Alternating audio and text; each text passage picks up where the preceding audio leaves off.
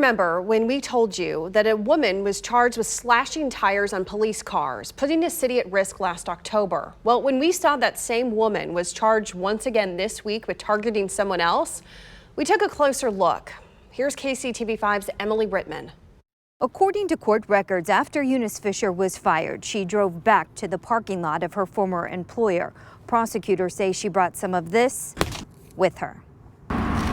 Court records show an employee of a manufacturing company near Ambassador Drive and I-29 in Kansas City had no clue what was happening to her vehicle in the company parking lot.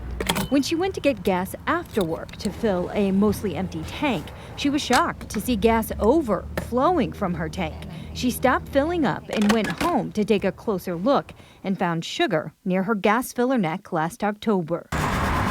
Her co-worker checked the parking lot and found a pile of sugar on the ground next to the spot where the victim parked. Surveillance cameras captured Eunice Fisher driving toward that parking spot. Fisher was terminated from her job at the company just 10 days earlier. The one car that I had that had it when I took the gas cap off, I could see it just piled in here. Is where it was. KH Automotive owner Kevin Hinkle says in more than 40 years, he has only seen one sugared gas tank. He says contrary to popular belief, it does not disable a vehicle.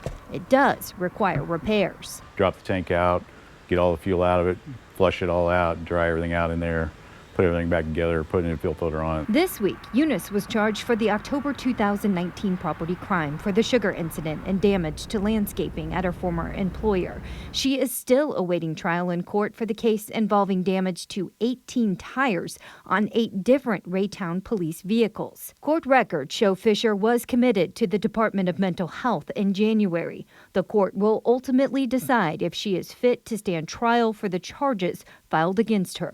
Reporting from Kansas City, Emily Rittman, KCTV5 News.